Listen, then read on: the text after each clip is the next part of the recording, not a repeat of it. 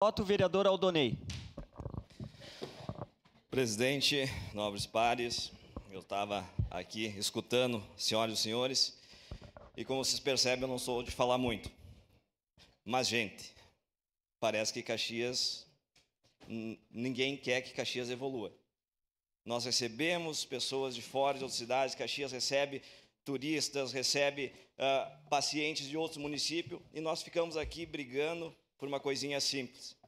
Outro dia, votamos sobre 1.300.000 para a festa da colheita. Voto, senhor presidente. Teve vereadores que foram contrários, mas os vereadores estavam lá na festa da colheita fazendo vídeo e chamando a população. Então a gente não pode ficar aqui dentro falando uma coisa e lá fora fazendo outra. Temos que ser coerentes. Não é só esse discursinho aqui. Vamos trabalhar em prol da cidade. Vamos pensar no futuro de Caxias. Vamos pensar no futuro dos nossos filhos, dos nossos netos. Eu acredito, e estamos aqui, cada um representa o seu público, né?